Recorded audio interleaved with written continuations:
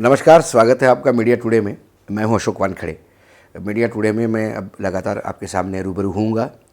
प्रयास करूंगा कि कुछ देश की कोई बातें अच्छी हो या बुरी हो आपके सामने लाऊं। मीडिया टुडे का जो तासीर है या मेरा जो बोलने का अंदाज़ है, मुझे हमेशा लगता है कि सरकार और जो या समाज भी यदि कोई गलती करे तो उसके और इंगित करना, उसको सबके सामने लाना, ये एक हमारा धर्म बनता है और इसी को मैं पत्रकारिता का धर्म समझता हूँ।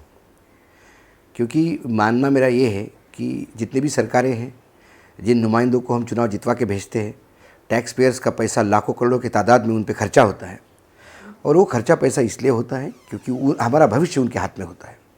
तो हम ये सोचते कि हमने हमारी भविष्य की डोर उनके हाथ में दी है तो वो हमारे लिए अच्छा करेंगे, और यदि उनसे हाथ की गलती होती है तो उस गलती की तरफ इंगित करना ये हमारा कर्तव्य है। हमारे देश में हम लोकतंत्र के 4 स्तंभ मानते हैं, उसमें एक मीडिया स्तंभ है और हमेशा हमने देखा है जब से देश आज़ाद हुआ तब से आज तक, जब भी कोई एक सेक्टर कमज़ोर पड़ता है तो दूसरा सेक्टर उसके मदद के लिए आता है। जब जुडिशरी कमज़ोर पड़ती है तो वो प्रेस कॉन्फ्रेंस करके मीडिया का साथ लेती है। जब मीडिया कमज़ोर पड़ती है तो जुडिशरी उसको बताती है कि तुमको क्या करना चाहिए। वैसा ही हमारे यहाँ न्यायपालिका हो, मीडिया हो, लेजिस्लेशन हो या एग्जीक्यूटिव हो, एक दूसरे पे चेक करते हैं। तो हम हमारा कर्तव्य निभाएंगे। हो सकता है कुछ बातें कड़वी लगे, हो सकता है कुछ बातें अच्छी लगे। अच्छी बातें लगी तो समझ लेना चैनल की है, कड़वी बातें लगी तो मेरे सर आँखों पे, वो दोष मैं मेरे सर पे लेने को तैयार हूँ। आज के बाद हम सप्ताह में एक बार आपके सामने आएंगे। आज हम बात करते हैं देश की जो हमारी सरकार है, केंद्र की सरकार, वो 1 साल पूरा उन्होंने किया सत्ता में आने के बाद। प्रधानमंत्री नरेंद्र मोदी के सरकार का ये दूसरा टेन्योर है, उसका पहला साल। मोदी जी ने बहुत इमोशनल पत्र लिखा देश के नाम। उस पत्र की शुरुआत में उन्होंने वही बातें की 2014 से लगातार करते आ रहे हैं कि देश के लिए उन्होंने क्या क्या किया। चलो ठीक है, जो भी कुछ करेगा और जिसको अधिकार है बोलने का, मैंने किया। उसके बाद वो बार बार कहते हैं कि आप लोगों ने मुझे साथ दिया और मैंने आपके लिए हमेशा अच्छा किया। वो कहते हैं कि कोरोना के संकट से कि भी हम उभर के आएंगे, अर्थव्यवस्था ठीक करनी है, उससे भी हम उभरेंगे। वो 20 लाख करोड़ के पैकेज का भी जिक्र करते हैं और बार बार कहते हैं कि इस देश की जनता लड़के ऊपर आती है और इस बार भी आएगी। और अंत में उन्होंने शुभकामनाएं दी, धन्यवाद दिया जनता का। सारा पत्र पढ़ने के बाद कुछ प्रश्न मेरे भी मन में आए। मैं वो प्रश्न जनता की तरफ से उठा रहा हूँ। मैं ये नहीं कहता हूँ कि nation wants to know, Bharat ये जानना चाहता, ये नहीं कहता हूँ। मेरा सवाल है कि कुछ चीज़ें हैं जो देश में बहुत दिनों से पेंडिंग पड़ी है। आज हम कोरोना की महामारी से लड़ रहे हैं, इसके मायने ये नहीं कि देश में पहले समस्या नहीं थी। नोटबंदी से लेकर हमारी अर्थव्यवस्था जो डिरेल्ड हुई है वो आज तक रेल पे पटरी पे आ नहीं पाई। उसके बाद जीएसटी आया 5 स्लैब में, पूरे विश्व में हम हंसी का पात्र बने। जीएसटी हो, वन टैक्स वन नेशन की बात हो, तो फिर आपके पास 5-5 स्लैब के टैक्स कैसे होते हैं। तब हम जब कह रहे थे तो पीयूष गोयल, जो अपने आप को चार्टर्ड अकाउंटेंट समझते हैं, बीजेपी के लिए धन उगाही का काम यानी ट्रेजरर का काम करते हैं, वर्तमान में मंत्री है, कैबिनेट मंत्री है, रेलवे के है, कॉमर्स के, वो लगातार बता रहे थे। और चार्टर्ड अकाउंटेंट होने के नाते हम उनकी बात को मानते भी थे। मुझे याद है जीएसटी लागू होने के बाद उन्होंने कहा था कि 5 स्लैब का जीएसटी कैसा जस्टिफाइड है और इस देश में 5 स्लैब के सिवाय दूसरे स्लैब हो ही नहीं सकते। लेकिन आज जीएसटी लागू होने के इतने साल बाद भी ये देश अभी भी असमंजस की स्थिति में है कि जीएसटी का प्रारूप है तो क्या है, होगा तो क्या होगा। ये कहीं ना कहीं सरकार की कमी है, क्योंकि सरकार कोई भी योजना शुरू करने के पहले अपना होमवर्क नहीं करती। मैं पहले दिन से कह रहा हूँ कि नरेंद्र मोदी एक व्यक्ति होने के नाते मैं उसकी ईमानदारी पर शक नहीं करता। नरेंद्र मोदी एक व्यक्तिगत रूप से यदि मैं देखूँ तो वो हमेशा देश के लिए कुछ करने के लिए 24 घंटे अपने आप को प्रताड़ित करते हैं। 24 घंटे चिंतित रहते हैं कि मैं देश को कैसा उभारूँ, इस देश के लिए क्या करूँ। मैं उनके इस तमाम जज्बात के लिए सैल्यूट करता हूँ। लेकिन प्रधानमंत्री साहब के सोचने से कुछ नहीं होता, प्रधानमंत्री साहब के बोलने से कुछ नहीं होता, मन की बात करे, तन की बात करे, उससे कुछ नहीं होता। बात होता है कार्यक्रम की क्रियान्वयन से। 135 करोड़ का ये देश है और इसको सब कॉन्टिनेंट कहते हैं, हम ऊपर महाद्वीप कहते हैं। इतना बड़ा देश है हमारा। हमारे यहाँ ऐसे कोई बड़े जिले हैं जिससे भी छोटे यूरोप में देश है। ऐसे कई उदाहरण मैं आपको दे सकता हूँ। इतने बड़े विशालकाय देश के लिए जब आप कुछ करते हैं तो आपको आपका होमवर्क करना ज़रूरी है। आप ट्रायल एंड एरर मेथड से बात नहीं कर सकते। जब नोटबंदी की तो प्रधानमंत्री का वो कथन इतना हास्यास्पद था कि रोज़ नए 4-4 सर्कुलर आते थे, और जब किसी ने उनको पूछा तो उन्होंने कहा कि तू डाल डाल तो मैं पात पात। मैं तब भी कह रहा था कि जुए का खेल नहीं कि आगे वाले ने एक पत्ता डालने पे आप पत्ता खेलेंगे। साहब, आपने नोटबंदी करके इस देश में एक बहुत बड़ा आर्थिक क्रांति का नारा दिया था। उन तमाम चीज़ों को करने के लिए आपको देश के अंतिम व्यक्ति से लेके सबसे जो अब्जोपति, करोड़पति और क्रीमी लेयर है वहाँ के व्यक्ति तक का विचार करना पड़ेगा, क्योंकि वो लोग भी टैक्स देते हैं और उन लोगों का भी उतना ही अधिकार है इस देश पे जितना अंतिम व्यक्ति का है। इसलिए कॉन्स्टिट्यूशन के सामने सब समान होते हैं। आप देश के अभिभावक हो, आप पिता हो हमारे, तो ये आपका कर्तव्य है कि आप ऐसा कोई काम नहीं करें जिससे तकलीफ हो और तकलीफ के लिए काम आप बार बार बदलते रहें। देश एक परिवार जैसा होता है। कल पिता यदि कहे बेटे को कि मैं चाहता हूँ तू इंजीनियरिंग कर, और इंजीनियरिंग के पहले साल के बाद वो कहे कि नहीं अभी मुझे लगता है तू डॉक्टर बन, मेडिकल कर, और उसके बाद कहे कि MBA कर, बच्चे की ज़िंदगी निकल जाएगी, वो कुछ नहीं बन पाएगा। तो पिता को ये पहले दिन से तय करना होता है कि मेरा बेटा बनेगा क्या मेरे पास इतने पैसे हैं कि मैं बच्चे को मेडिकल करवा सकता हूँ। एक पिता जो अशिक्षित है इस घर में, हमारे यहाँ ऐसे कई परिवार है जो पिता अशिक्षित होने के बाद भी वो पूरा परिवार चलाता है, क्योंकि वो बहुत लंबी सोच के साथ काम करता है। जब घर में बेटी पैदा होती है तो पिता को उस दिन से उस बेटी की शादी की चिंता होती है, इसलिए वो इन्वेस्टमेंट करता है कि बेटी बड़ी होते होते मैं मेरी बेटी की शादी की व्यवस्था करूँ। ये मैं उदाहरण इसलिए दे रहा हूँ कि हमारे प्रधानमंत्री और उनके जितने भी एडवाइज़र्स हैं ये ऐसा कोई सोचते नहीं। यही सोच का कारण है कि हमारे यहाँ हर बड़ा फैसला अच्छा दिखते हुए भी टोटल फेल हुआ है। नोटबंदी से आतंकवाद रुका नहीं रुका, नोटबंदी से ब्लैक मनी वापस आया नहीं आया, नोटबंदी से SSC बढ़ गए, इनकम टैक्स कम हो गया। नोटबंदी के फ़ायदे आज कोई भी दिल पे हाथ रख के बताने को तैयार नहीं। लेकिन इस देश का जो इकोनॉमी डिरेल हुआ है नोटबंदी के कारण, वो आज भी स्थिति में नहीं है। और मैं ये इसलिए कर रहा हूँ, ये आरोप मैं इसलिए कर रहा हूँ क्योंकि नोटबंदी के पहले जितना कैश लोगों के हाथ में था उससे ज़्यादा कैश अब लोगों के हाथ में है, ऐसा RBI का रिपोर्ट कहता है। तो पैसा लोगों के हाथ में है, नोटबंदी के पहले से ज़्यादा पैसा लोगों के हाथ में है। फिर मार्केट में पैसे का प्रॉब्लम क्यों है, जिसको हम लिक्विडिटी क्रंच कहते हैं, जिसकी हम नकदी की कमी कहते हैं, वो क्यों है? वो इसलिए है कि लोगों ने विश्वास खोया है। लोगों ने बैंकों पे से विश्वास खोया है, लोगों ने सरकार पे से विश्वास खोया है, लोगों ने स्टॉक मार्केट से विश्वास खोया है, लोगों का इन्वेस्टमेंट पे विश्वास हो गया है। जो पैसा जिसके पास है वो दबा के बैठा है। मैं हमेशा कहता हूँ पैसे का और शरीर के अंदर जो खून है उसका काम एक ही होता है, सर्कुलेशन। जिस दिन शरीर का खून बहना बंद हो जाएगा इंसान मर जाता है। और देश की किसी भी अर्थव्यवस्था में जिस दिन पैसा घूमना बंद कर देता है उस दिन उस देश की मृत्यु तय होती है। तो क्या हम मरणासन्न स्थिति में हैं? आज सरकार 20 लाख करोड़ का पैकेज कहती है। आज कोई एक गिना नहीं सकता कि 20 लाख करोड़ कौन सी बात कर रहे हैं। कुल पैकेज का कई बार हमने विश्लेषण किया, 2 लाख करोड़ से की ज़्यादा कैश लोगों के हाथ में आती नहीं दिखती। आपने 8 लाख करोड़ बैंक को दिया, वही बैंक को बोला कि ये 8 लाख करोड़ लोगों को कर्ज दो, वो 8 मिला के 16 हो गया। फिर बजट का आपने 2 करोड़ रुपए इसी 20 लाख करोड़ में जोड़ दिए, और ऐसा करके आपने कुल मिला के जो पैसा दिया वो 2 लाख करोड़ के आसपास है, जो आपके GDP का 1% भी नहीं बनता। हम 10% की बात करते हैं। ये जो आंकड़ों की जगलरी है इससे हम निपट नहीं पाएंगे। वर्ल्ड बैंक की लेटेस्ट रिपोर्ट कहती है कि कोरोना के संकट के बाद 68% यानी 92 करोड़ लोग गरीबी रेखा के नीचे होंगे। यूनाइटेड नेशंस का ये रिपोर्ट इसलिए कहता है क्योंकि गरीबी रेखा के नीचे के जो मायने हैं वो world health organisation, world bank के रिपोर्ट के अनुसार यदि एक इंसान की कमाई 240 रुपये नहीं है एक दिन की तो वो गरीबी रेखा के नीचे चला जाता है। ऐसे 92 करोड़ लोग इस देश में गरीबी रेखा के नीचे चलेंगे। ये वस्तुस्थिति है। इसके लड़ने के लिए किसी के पास कोई रोड मैप नहीं। आत्मनिर्भरता का आपने नारा दिया, लेकिन आत्मनिर्भरता के मायने क्या है? क्या आप लोगों को ये बता रहे हैं कि आप अपने भरोसे रहिए, मैं मेरे भरोसे रहता हूँ?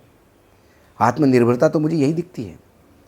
हाँ, किसी भी देश को आत्मनिर्भर करने के लिए देश की सरकार को उसके पीछे एक पूरे बल के साथ खड़ा होना होता है। क्या आज मेरी सरकार उसके पीछे खड़ी है जो रेहड़ी में काम करता है? दुर्भाग्य है इस देश का कि जहाँ सर्वोच्च न्यायालय को, केंद्र को बताना पड़ता है कि जो प्रवासी अलग अलग देश के अलग अलग राज्यों में हैं, उनको घर वापसी के लिए केंद्र सरकार कुछ करे। ये जब सर्वोच्च न्यायालय कहता है, सर्वोच्च न्यायालय की टिप्पणी है कल 2 दिन पहले, सर्वोच्च न्यायालय कहता है कि हम मानते हैं कि केंद्र सरकार ने बहुत कुछ किया, लेकिन हम ये भी मानते हैं जिनके लिए करना था उनको कुछ नहीं मिला। तो फिर केंद्र सरकार ने क्या कहा? कोर्ट का सीमा हो सकती है, सर्वोच्च न्यायालय पता नहीं, सर्वोच्च न्यायालय हो सकता है खुल के ना बोले। मुझे इस पूरे वाक्य का अर्थ ही समझा कि हम जानते हैं कि केंद्र सरकार ने बहुत कुछ किया, लेकिन जिनके लिए करना था उनको वो चीज़ें मिली नहीं। तो फिर किया क्या? सर्वोच्च न्यायालय कहती कि आपने गलत किया, आपने जो भी किया वो गलत किया, क्योंकि जिनके लिए करना था उनके पास चीज़ें पहुंची नहीं। लोग रेलवे में मर रहे हैं, रेलवे मंत्रालय मना कर रहा है, रेलवे भटक रही है, रेलवे मंत्रालय उसको कहता है कि प्लान के तहत भटका रहे हैं। और अब अति हो जाती है जब रेलवे मंत्री हमारे देश की जनता को एडवाइस देते हैं कि प्रेग्नेंट वुमन हो, बीमार व्यक्ति हो, बूढ़ा हो या 10 साल का बच्चा, 10 साल के नीचे का बच्चा हो, वो ट्रेन से सफ़र ना करे। किस तरह से हम मंगल पे जाने के लिए इतराते हैं? किस बात के लिए हम कहते हैं कि हमारी देश की दवाइयाँ विश्व की मांग हो रही है? 2 लाख मास्क हम देश में रोज़ बनाते हैं, इसके लिए आप महिमा मंडित करते हैं अपने आप को। 2014 से राम राज्य स्थापित करने की बात करते हैं आप। 2014 से पहले जब से रेलवे देश में आई, अंग्रेज़ों ने जब से देश में रेलवे आई, 100 साल से ज़्यादा हो गए। तब से आज तक किसी सरकार ने जो हमारे पे राज कर रहे थे, उन अंग्रेज़ों ने तक कभी ये एडवाइजरी जारी नहीं की कि बूढ़े, बच्चे, प्रेग्नेंट, बीमार रेलवे से नहीं जाए। लाइफलाइन है इस देश की रेलवे। ये एडवाइजरी आपने दे के आपने एक्सेप्ट कर लिया है कि रेलवे चलाना आप में दम नहीं है, आपका काम नहीं है। लेकिन प्रॉब्लम ये है कि जब कोई बोलता है तो उसे फिर राष्ट्रद्रोही करार किया जाता है। अब मैं जो बोल रहा हूँ इससे हो सकता है मेरे पे आरोप लगे कि देश के विकास में अड़ंगा लगा रहा हूँ। मैं मेरे बूढ़े बाप को यदि रेलवे से घर ले जाना चाहूँ तो मैं ले नहीं जा सकता, या ले जाऊँ तो मेरे अपने रिस्क पे ले जाना है, क्योंकि रेलवे मंत्री ने पहले ही कहा था, हमने तो कहा था कि ले मत जा बुढ़े को। एक बच्चा बेंगलोर जाता है 5 साल का, प्लेन में अकेला, पूरे देश में उसकी तस्वीरें छपती हैं। लोग महिमा मंडित करते कि देखो एक बच्चा 5 साल का अकेले गया बेंगलोर, लोग तालियां बजाते हैं। वो एयरपोर्ट से प्लेन से जा सकता था, पैसा था उसके पास। इस देश में हवाई यात्रा करने वाले कितने % के लोग होंगे? कितने के पास उतना पैसा होगा? मध्यम वर्गीय हो या गरीब हो, इस देश में उनके बच्चों को कहीं जाने का अधिकार नहीं है, क्योंकि आप 10 साल से छोटे हैं। रेलवे मंत्री का एडवाइस है आपको, आप ना जाएं, और जाए तो अपने रिस्क पे जाए। जिंदा जाओगे तो जिंदा उतरोगे कि नहीं उतरोगे पता नहीं। 1 साल का जश्न मना रहे हैं आप, घिन आती है। ये तमाम बातें हैं। मैं कोरोना की लड़ाई से चिंतित नहीं हूँ। हमारे देश का खान पान ऐसा है, हमारे देश का जोग्राफिया ऐसा है, हमारे देश की लाइफस्टाइल ऐसी है कि हम कोरोना से लड़ लेंगे। आज भी इस देश में कोरोना की दवाई नहीं है, लेकिन 7,000 नए मरीज मिलते हैं तो 11,000 लोग छूटते भी हैं अस्पताल से।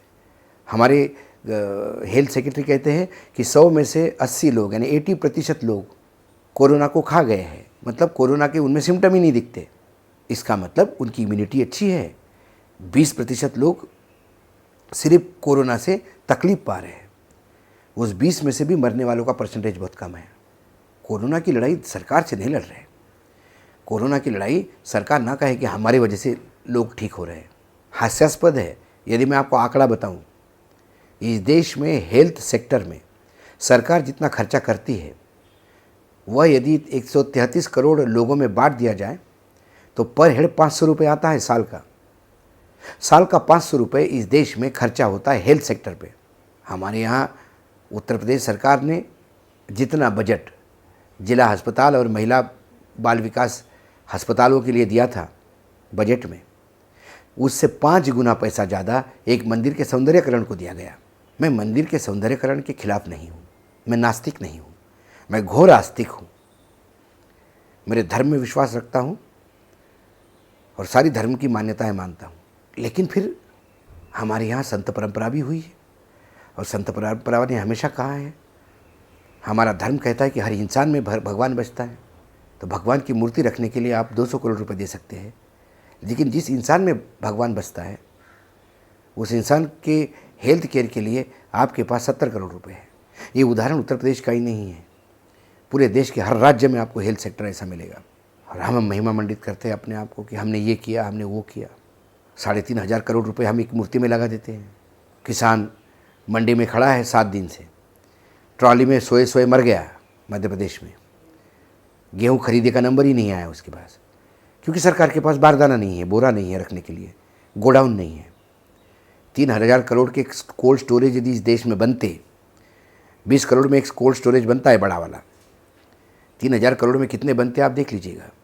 तो एक मूर्ति की जगह इतने कोल्ड स्टोरेज बनते तो आज टमाटर रास्ते पे फेंका नहीं जाता।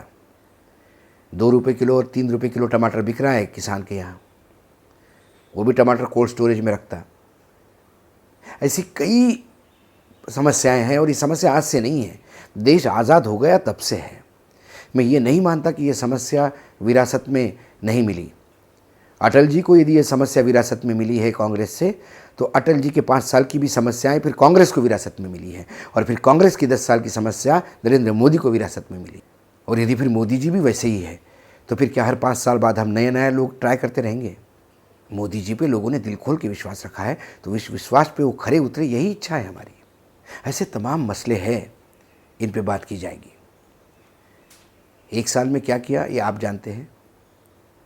1 साल में इस देश ने बहुत संकट झेला है, कभी कोरोना का, तो कभी तूफान का, कभी बाढ़ का, तो कभी पानी का। आज कुछ क्षेत्र में पानी की वजह से देश परेशान है। महाराष्ट्र में 1 बकेट पानी निकालने के लिए कुएं में से 40 मिनट लगता है, इतना कुआं नीचे चला गया है। पीने का पानी का संकट है सोलापुर ज़िले में। नॉर्थ ईस्ट में बरसात हो रही है, केरल में मानसून आया है। समस्याएं इस देश में रोज़ रहेगी, लेकिन राजनीति से ऊपर उठ के यदि आपको देश के लिए कुछ करना है तो आपको झूठ बोलना छोड़ना पड़ेगा, अपने आप को महिमा मंडित करना छोड़ना पड़ेगा। यदि अपने आप को प्रथम सेवक कहते हैं, आप इस देश के प्रथम सेवक को इस देश की समस्याओं का ठेकरा अपने सर पे लेना होगा। इस देश के प्रथम सेवक है, तमाम गलतियों का ठेकरा अपने सर पे लेना होगा। 2 अधिकारियों को सस्पेंड करके या ट्रांसफ़र करके काम नहीं होगा। भ्रष्टाचार करने वालों से दूर रहना होगा। महात्मा गांधी को आप महिमा मंडित कीजिएगा, लेकिन गोडसे को महिमा मंडित करने वालों को दूर रखना पड़ेगा। बार बार हिंदू मुस्लिम करने वालों को दूर रखना पड़ेगा, क्योंकि जब दूसरी बार जब प्रधानमंत्री जी आप आए, तो आपने सेंट्रल हॉल में आने के पहली बार आए तो आपने साष्टांग दंडवत किया पार्लियामेंट की उस सदन को। मेरा भी सीना फूल आ गया था। दूसरी बार आए तो आपने संविधान के सामने नतमस्तक हुए थे और आपने कहा था कि मेरे लिए गीता से भी सर्वोच्च स्थान संविधान का है। मेरी आपसे हाथ जोड़ की विनती है, मेरी सरकार से हाथ जोड़ की विनती है, मेरी विपक्ष से हाथ जोड़ की विनती है कि हम लोगों ने आपको हमारे भवितव्य की बागडोर हाथ में दी है। कथनी और करनी में फ़र्क ना करिएगा। जो कहते हैं वो करिएगा, और जो कर सकते हैं उतना ही कहिएगा।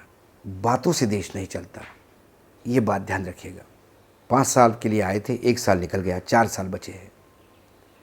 विश्वास करता हूँ नरेंद्र मोदी को जिस विश्वास के साथ दिल खोल के लोगों ने समर्थन दिया, वो विश्वास मोदी जी बनाए रखेंगे और तमाम चाटुकारों से दूरी बनाएंगे, झूठ बोलने वालों से देश को निजात देंगे, और देश की जो वस्तुस्थिति है उसको सामने रखते हुए नया प्लानिंग करेंगे।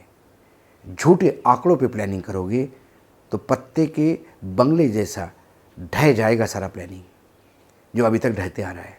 यही मेरी आपके 1 साल पूर्ण होने पे मेरे तरफ से, मेरे दर्शकों की ओर से और मीडिया टुडे की ओर से मैं आपको बधाई देता हूँ इस सरकार को।